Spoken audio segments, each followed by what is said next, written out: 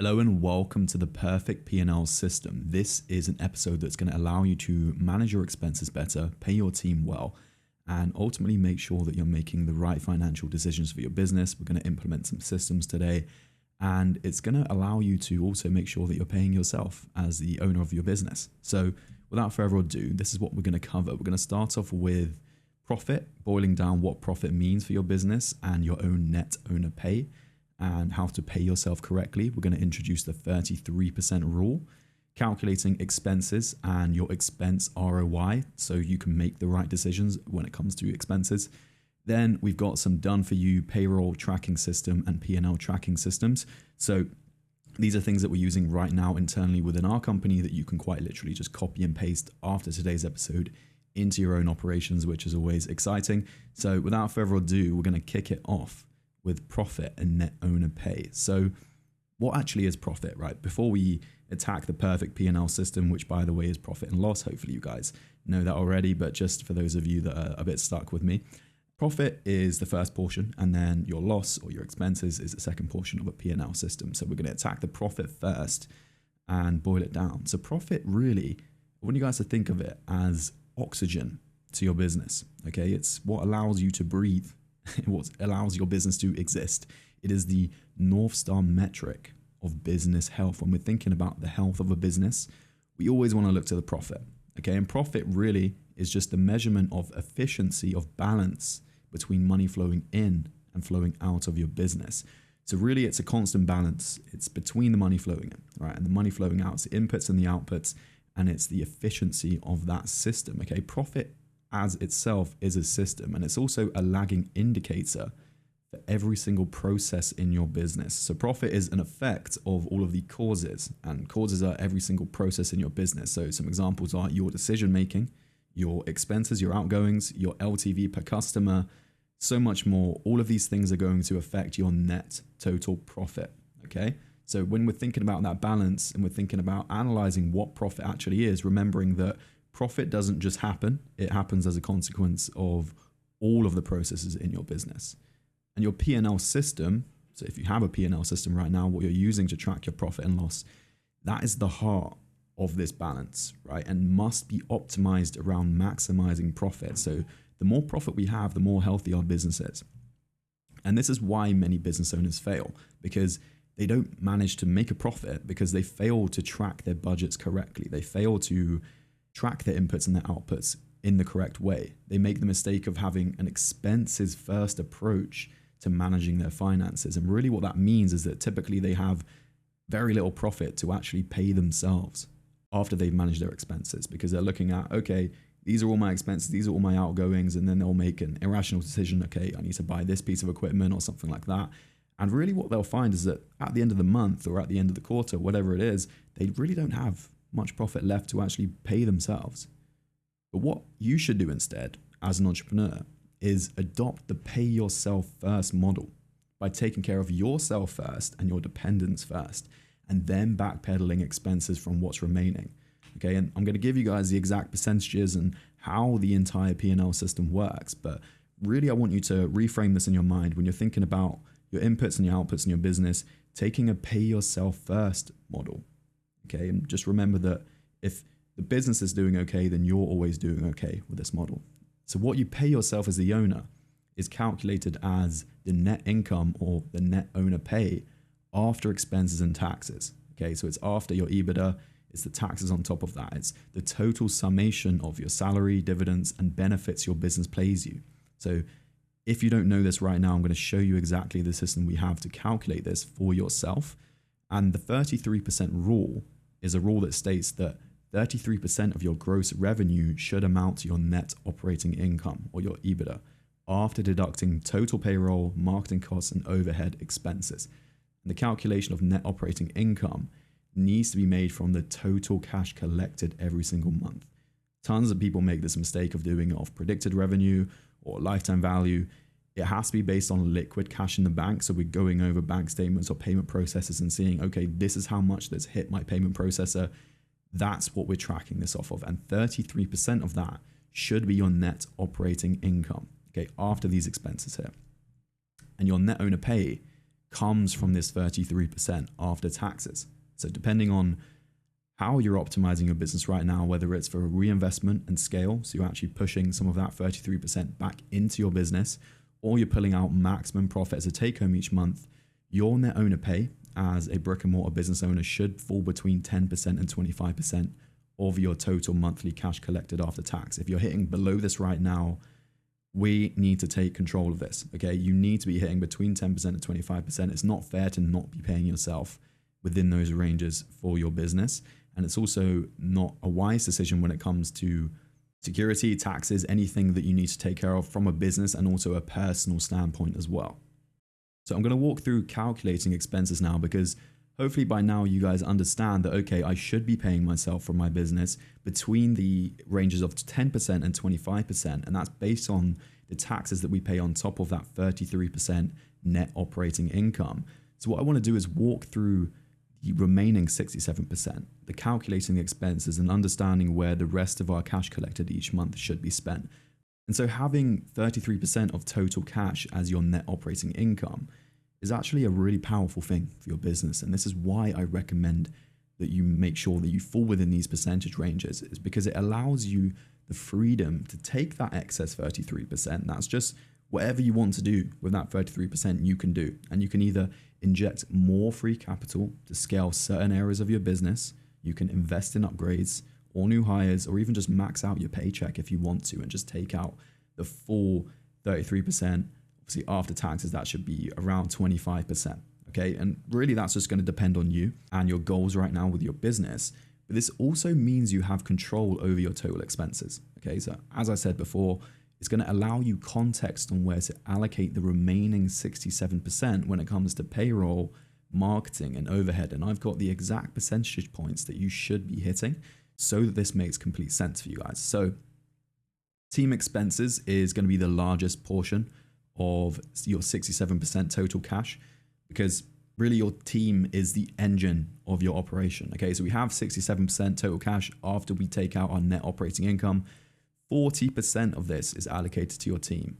And if we were to break this down into percentage points, your client success or your coaches, anyone that's involved in the delivery, they should be paid the lion's share. They should be paid 25% of total cash. Sales, anybody that you have employed just for sales, or this could be even tagged on to client success, should be 10% of total cash. Marketing and media, so whether you have a marketing company, media, or you're paying somebody to record some videos for you, do some photography in your gym, that should be 2% of total cash. And then operations, billing, Stripe fees, things like that, that's really going to be around 3% of the total cash that you collect on a monthly basis.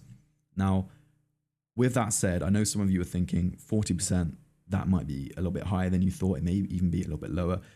I want you to avoid falling into the trap of cutting costs when it comes to payroll and paying your team, because a great deal of your success and your gym success depends on the quality and the performance of your core team, the people that are in there, boots on the ground, day in, day out, face to face with your members.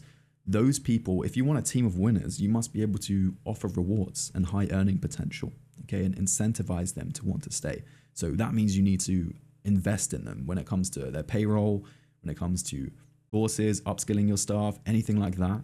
That should be allocated towards that, right? And 25% of total cash, that's going to your coaches and client success. But as I've said, this can bump up to 35% if we factor in the sales aspect, because if your coaches are also handling the sales consultations and getting sales commissions, then the discrepancy is going to happen there. If you want to keep those two separate, that's on you.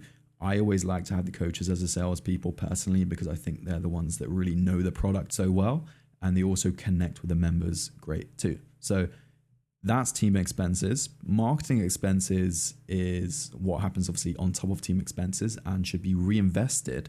Key point there, it's a reinvestment. When we're talking about marketing, it's not a cost. It's a reinvestment of 8% of your total cash collected each month. So if you're collecting $20,000 a month in cash last month, then $1,600 should be reinvested into marketing. That's directly on advertising spend. So this isn't on agencies. This is to the platforms themselves, to referral fees, or even just the cost of running free trials to continue growth of your facility. This is because we understand that there's always influxes, there's ingoings and outgoings when it comes to the profit and loss of our business, but also the clients that come through. When we're thinking about the amount of clients that we lose every single month, we also want to replace them. And obviously we do things to minimize churn, but that's a natural part of business. Okay. So this capital is always going to be reinvested directly on the growth of your facility. And that's 8% total cash collected. Overhead expenses, this is where things can get a little bit out of control for a lot of facilities. Really, the remaining 19% of that 67% should be squeezed into allocating towards fixed and variable overhead costs. So when we think about fixed costs, that's your lease, rent or mortgage, liability insurance, electricity, heat, security alarms and monitoring, things like that.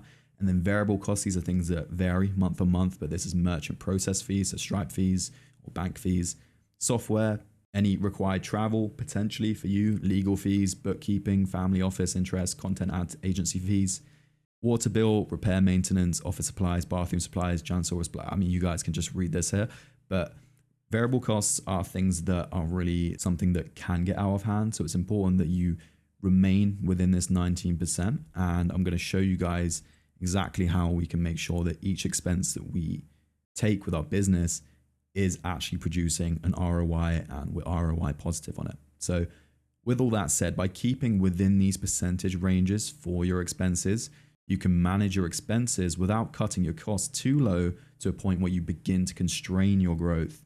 A lot of people think that, okay, I need to just limit expenses as much as possible, not pay my team as much, not give out commissions, don't do referrals, don't invest into marketing, and because I only need word of mouth. That's where you start to limit your growth. Okay. If you don't invest in your team, you're going to start to dip down. As soon as you start to spend a little bit more, you're going to see that profit trajectory go up. So this as a chart here is really where profit peaks and then you start spending less. And a lot of people think, okay, I've had a really good month. I'm not going to spend as much next month. I don't need to. I've got all of these new signups. And then it starts to dip back down again because you've stopped spending as much. So you need to make sure that you're always on top of this. You're hitting the numbers every single month. And the balancing act is spending enough to generate more profit. It's not overspending, it's not underspending, it's spending enough to generate more profit for your business.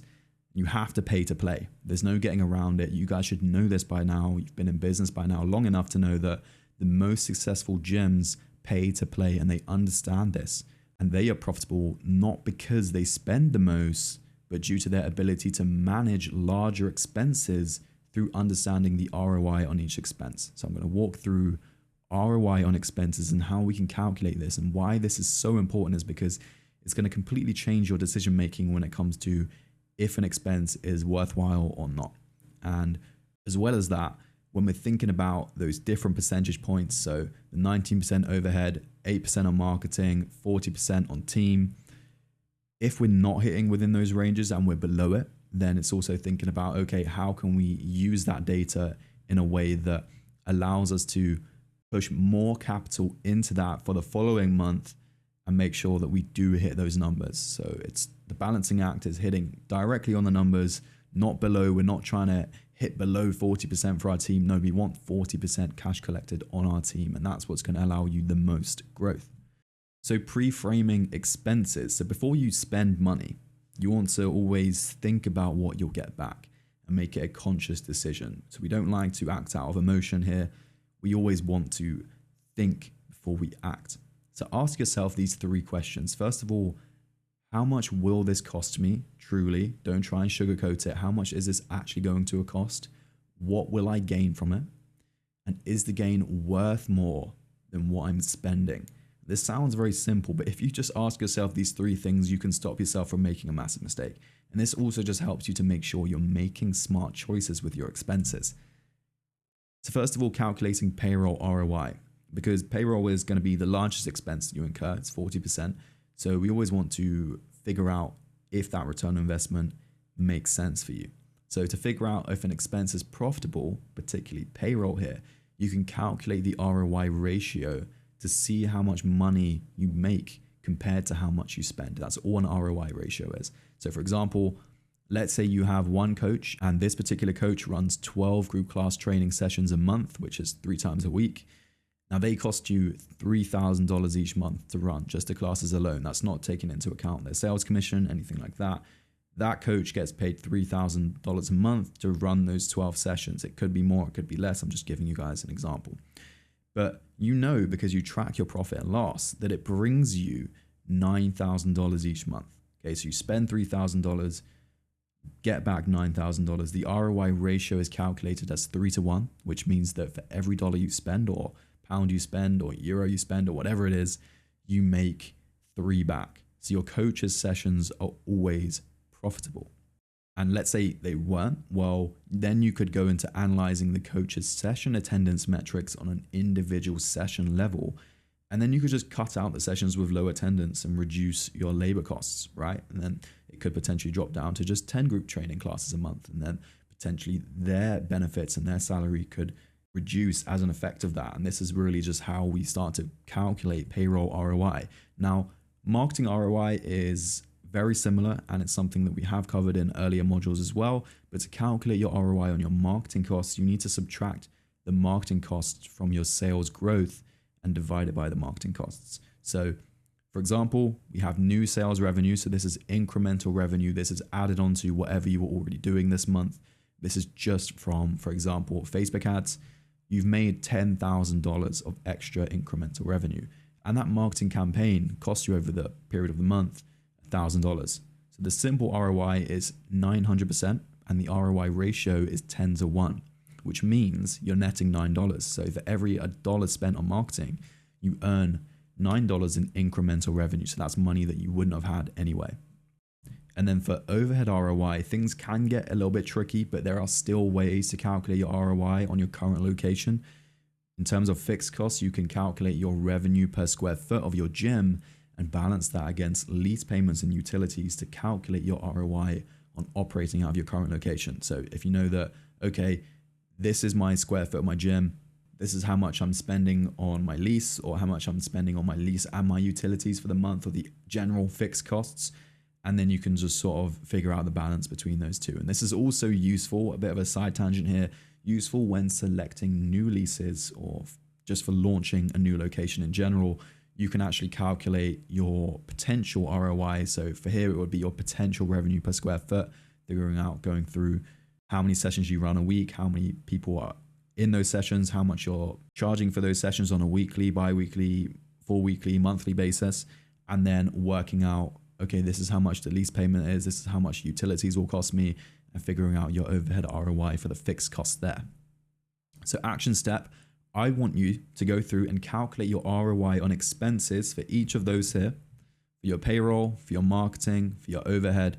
I want you to go ahead and calculate your ROI on expenses against the cash collected for last month, going through your Stripe processing fees or whatever you're using, if it's Square, going through your total cash collected for last month, and then calculating your ROI and reducing or eliminating anything below a 1-to-1 ratio, which just means if I spent, or if something cost me $1,000 and it brought me $1,000 back, that's a 1-to-1 ratio.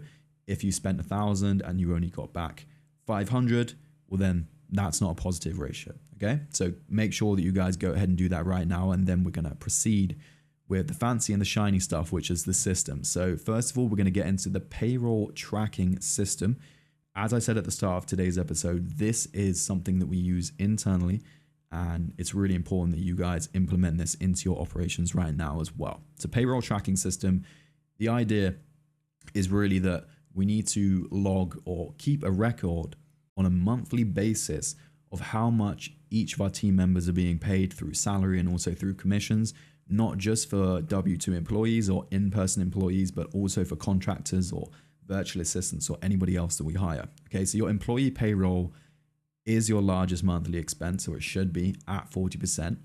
And so for that reason, this is the first area you must ensure you actually have financial control over, because a lot of people can mess up with payroll. They're overspending, underspending, and it's not conducive to their profit or their facility. So we need to make sure we have control, and we use the payroll tracking system to get control. And before we even hop into that, we need to complete what we call a pre-tracking audit, because it's very easy to make the wrong hire too soon, or just avoid hiring altogether out of fear And both of those are ultimately going to affect your profit and your ability to grow. Okay, so if you've calculated your expenses ROI and your team payroll ROI is below 1 of 1, either place the lagging team members on a performance improvement plan or just let them go as they're not contributing to the profit of your business. That's a harsh conversation to have, but if you've gone through your team payroll ROI and then potentially you've gone through your individual team members ROI, if there's anybody that's below an ROI of 1 of 1, meaning you're losing money by employing them, they either need to up their performance or you can just let them go because you're overspending on them and you probably don't need them anyway. And I will say, just before I move on here, it's useful to do this over a period of at least 3 months. If somebody's just below 1 of 1 for 1 month, then it could be a bad month for them. So I'd say check over 3 months before you make any irrational decisions. But ultimately, we need to make sure that we have a team that's performing within ROI. So next, I want you guys to go through your bank accounts for last month. So cash in your bank accounts, whether that's your business checking accounts, anything you may have transferred to your personal checking accounts. And I want you to tally up your team's cost and divide this by your total cash collected last month. So if you're spending less than 40% of total cash each month on your team's payroll, you need to up that spend. Okay, you need to make a new hire based on the percentages provided. So if client success and coaches is less than 25%, or sales is less than 10%, marketing and media, you're spending less than 2%. Operations and billing, obviously we want to keep that as low as possible, but really we're looking at sales, client success, and then marketing and media, okay? Photographers, things like that. If you're spending less than 40%, it's a clear indication that you need to make a new hire, okay? And if you're spending way too much time working below your effective hourly rate, and I've added the link here of how you can calculate that as a business owner. If you're spending time essentially working on things that are below your payment threshold, that is a very clear indication that you need to hire or outsource work in that area of the business. So if you're spending loads of time on sales and really that's way below your effective hourly rate, which a lot of the time sales is a revenue driving activity, so potentially not, but that's a clear indication that maybe you need to start training up one of your own coaches or hiring a salesperson individually. In terms of tracking employee payroll now, getting into the good stuff, because you may be thinking, okay, I don't really know how to track on the individual level how much I'm spending. I know I'm spending less than 40%, but I don't really know how much is on client success, how much is on sales, because I don't have a payroll tracking system. So now we're going to help you to install it. So at the end of every calendar month before payday, you must track your team's payroll and follow a structured process for payouts. This can be right at the start of the month. We even do this on the first of the month, okay, just to make sure that entire month has elapsed and no last minute commissions are coming in from the team. At the end of the calendar month or the start of the calendar month, we want to look over the last month and track our team's payroll. As mentioned, it's recommended that you're tracking this on the first of the month with payouts on either the 3rd or the 5th of each month for both contractors and employees. So not just for commissions, but also for salary payments too. So to do that, we have the monthly payroll tracking SOP, and this SOP is designed for anybody on your team to follow. So whether it's you yourself tracking your payroll or even a virtual assistant, which is what I do personally. I don't actually track my own payroll. I hire somebody to do that for me. They can track the employee payroll using the tracker that we provided within this SOP. And with that, if you would like a manager or a team member to also run your payroll and process payments, as well as just logging the team and how much it's going to cost you, well, then you need to update the copy that you're going to make of this sheet with the unique steps of how you pay your team. So I'm actually going to hop into this SOP now so it makes a little bit more sense. You guys need to click here to create a copy or go file, create a copy. So you have your own, and then you can potentially update within your own steps. And really this SOP, I've got an entire video tutorial, so I'm not going to spend the entire episode today going through it because you guys can just watch it there, or anybody that you're outsourcing this to can also watch the entire tutorial there. But really the idea of the payroll tracking system is that we have a tracking sheet here. And if I was to open this, and really this tracking sheet is designed to log on a monthly basis your team's costs against your total cash collected. And we're going to look through not just their salary, their commissions, the employer tax you're paying, the benefits you're matching, their total taxes and deductions, their net pay, your net cost for that team member. But also it's going to calculate the percentage of change from a month-on-month perspective and the percentage of total cash collected for that month. So what you do at the bottom here, you put in your total cash collected, $2,000. I gave one example here for this employee. in the client success department, it's a coach. We spent $3,000. Let's say they got $300 commission as well. Then what we see is their net pay for what actually hits their account is here. And then also the net cost of what it's going to cost you as the business owner is going to be here. Percentage change, this is going to be 0% because this is based on last month. So if I was to copy this here and put it here, and then let's say this month he got $0 commission and the salary remained the same, then the percentage change is going to be minus 12%. And then percentage of cash, if I was to hop back into January here, percentage of total cash is going to be percentage of what you put in here. So $20,000, we spent this much paying them, okay, and that's going to calculate for you there. And then we just go through the approval process. Like I said, all of this is going to be here. Really, we've just got a set system that allows you to track contractor / commission payroll, employee / salary payroll, how to set up payroll service providers such as Dill or Gusto. And that's really important because it's going to massively streamline this process and allow you to pay your team correctly, whether you're hiring internationally or you're just hiring W-2 employees in person in the US, in the UK, wherever it may be. This is going to show you exactly how you do that. So you can quite literally just copy and paste it. Approving payments, it's always important that you guys set up a separate business credit card or a low interest business debit, which is what we recommend, using something like Revolut, so that you can pay your team and keep the taxes and the employee costs and all that sort of stuff separate to your regular business checking account.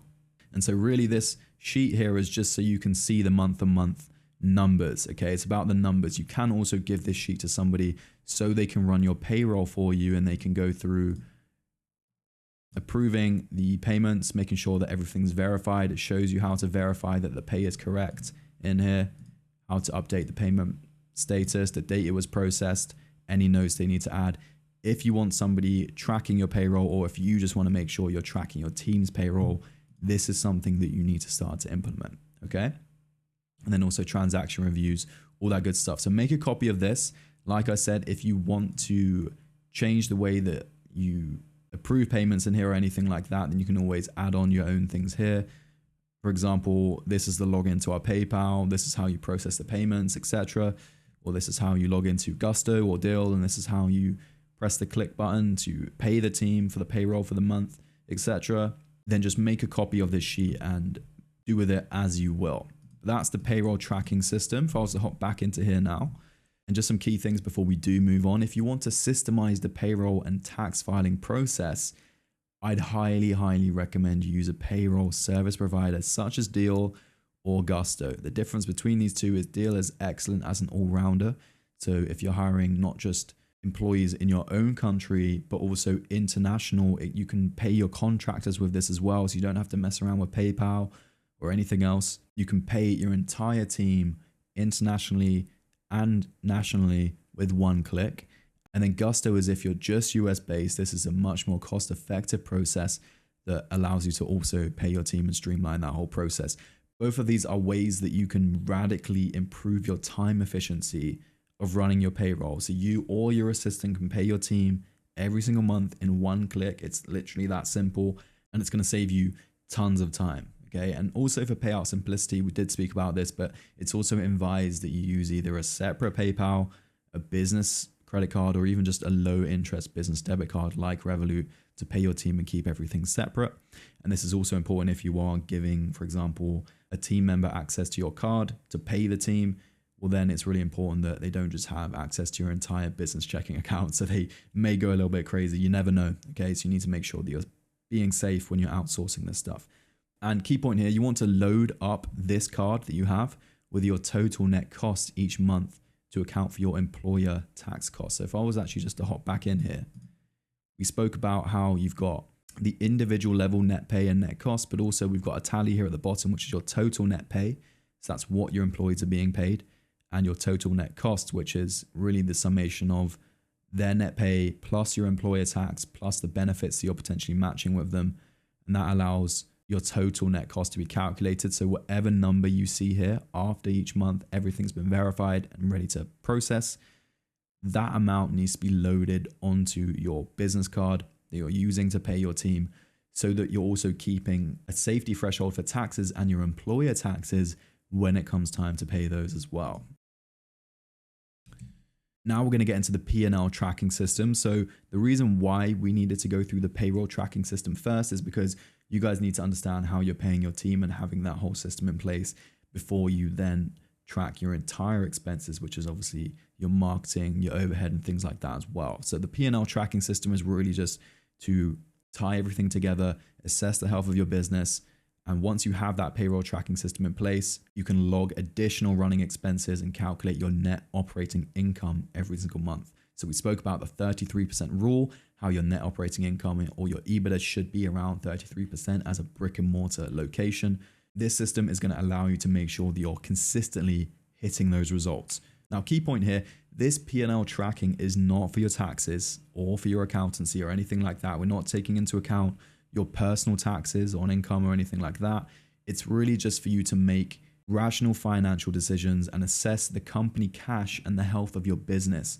So it's really just only business expenses that we're looking at here. We're not doing a full account or anything like that, okay?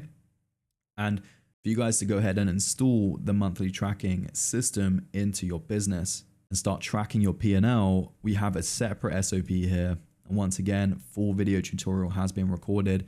You can offset this to a team member. I would recommend you guys do this yourself.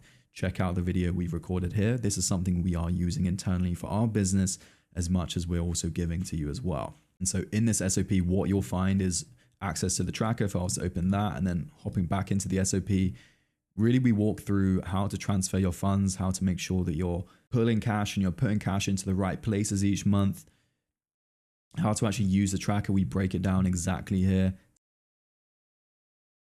And hopping into the tracker here, this is what it looks like. We have a monthly overview. Every single month you start fresh. If you ever want to make a new sheet for a new year, then just heading back into the SOP and making a brand new copy like so. You would just make a copy here. You would put your business name at the start here and then the year that it is, whatever year it is, okay? And then key things here, total cash. This number is pulled directly from your business bank account and it's all the deposits that month in relation to the business minus, and I did say it here, it's minus any withdrawals, any refunds, any chargebacks that may have happened. So it's your total net cash for the month. Payroll, this is pulled directly from the business bank account and is all the charges that month that have to do with your payroll. And this should match one-of-one the total net cost on the payroll tracker that we have. It can be within the ranges of $50 to $100 out. That's pretty normal as long as it's roughly the same and we're right on track. And once again, we're going all the way to the source here. We're going directly to our business bank accounts. Marketing, this is advertising spend, referral fees. That's pulled directly from your ad accounts themselves and not your bank account because there is a delay every single month in terms of the time that it takes for that ad spend to actually hit your bank account and for you to be charged for it. Overhead, we hop back into our business checking account as well and full description of anything that this could be here. This is not including gifts. It's not including non-required travel, insurance, iPhone, car payment, Wi-Fi, personal rent, anything that isn't actually affecting the business's day-to-day. We don't include an overhead because it can skew your numbers. So we just keep that separate. And really what this will do is this will give you your total operating expenses, which is just the summation of your payroll, marketing, and overhead, and then calculate for you your net operating income. And this should be 33%. If it's below 33%, it will automatically highlight in red. So for example, if my payroll changes to 20 grand, that's going to highlight in red to show that we're overspending here and we're way out of whack for our total net operating income. And then we do taxes. This is automatically 25%. You guys can go ahead and adjust this if you want to. You'd click on the cell here and then just change that to whatever you want it to be, 35%, for example. That's going to automatically do the tax on top and give you your net income. And net income, we're looking for 25%. That's if we're optimizing for take-home profit and not scale. If you're optimizing for scale, this could be as low as 10% because you could be pushing more money from your net operating income into payroll, for example, into marketing, anything like that that actually drives revenue back into your business. And you know that for the following months, that's going to reflect with the total cash that you collect. So really that's the sheet. It makes a lot of sense. You guys can go ahead and just make a copy of that. And hopping back into the presentation here, we got some stuff to break down. So in terms of using the tracking sheet, we kind of went through this right now. Those cells will automatically turn red when you're overspending on a particular area of the business. And in terms of net income, this is going to turn green if it's over 25%. You can adjust this by just going through these steps here on the screen. So if I just actually make this super simple so you guys definitely understand how to do this. Net income, if I was to right click on here and I was to go to view more cell actions, conditional formatting, I could change this here by if it's greater than 10%, for example, done. Now, once that's above 10%, so if I do 2000 here, then it's going to go green. Okay. I'm going to exit all of that off. Perfect. And that's how that works. In terms of tracking notes, thoroughly review transactions while you're entering them, and always make sure that you complete a transaction review after logging each month, and just going through a second review, because you would be surprised how many times you track something through your bank twice, or you forget something, or you think you've done something. So always make sure that you complete a thorough transaction review. And once you're sure and you've done that second review that everything is completely accurate, you can then bring this information into management team meetings or anybody that's involved in the day-to-day hiring and firing of your business. And you can discuss potential cost reductions or potentially team adjustments as well. And once you have your accurate profit and loss every single month, you want to use it on a monthly basis to assess team members with these three questions. Would I rehire this person? How would I react if they gave notice? And what if the company size doubled? So would I rehire this person? This is such a key one. If it's somebody that you hired out of a space of urgency, or you rushed into the decision and you wouldn't actually rehire them because you potentially don't need, for example, a videographer running around your gym every single day, then asking yourself this question is going to allow you to reach clarity and potentially let them go if you don't need them. Okay. How would I react if they gave notice? If it's somebody who has kind of been slacking off, and you wouldn't be surprised if they did hand in their notice, that attitude is poor and they aren't really within the team's tribe, then you probably wouldn't be that upset if they handed in their notice. Whereas if it's somebody who's a really core team member, they work super hard, and you would be really upset if they gave in their notice, well then those are the sorts of employees that you want to be hiring in your team. If it's somebody that you wouldn't really care, or you wouldn't be surprised if they gave in the notice, those are the sorts of people that you need to be letting go. And what if the company size doubled? Would my current team still be performing to the same standard? Would they start slacking off, etc.? Always making sure that we're providing immediate feedback to the relevant team members and creating performance improvement plans as needed. So if you're overspending on someone, they're not bringing you a positive ROI, making either a performance improvement plan or potentially having that awkward conversation, and that hard conversation to have, but the very necessary conversation to have to actually let them go and let them know that, look, you're an awesome person, but you're just not the right fit for what we need here right now. Okay, so you're not letting them down. You're just saying they're not the right fit for what you have at your gym. Okay. And just to wrap up the team assessment here, you always want to make sure that each team member generates a 3 times return on investment. So they have a 3-to-1 ROI ratio. It's okay if team members are a little bit below this, but this is a really solid way to see, okay, I have a team of killers. They're all bringing me positive ROI. I'm profiting on every single person on my team, 3x. And that's really a North Star metric that all of you should be aiming for. And this is a great benchmark for whether your team members are contributing to your bottom line or not. Okay.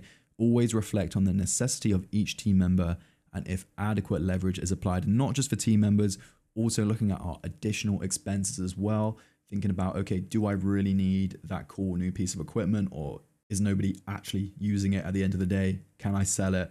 Because at the end of the day, profit a lot of the times is a lot about removal and increasing efficiency rather than addition and increasing complexity. So follow the metrics and always keep ROI on top of your mind at all times when you're going through your monthly P&L sheets. With that said, action steps for today's episode.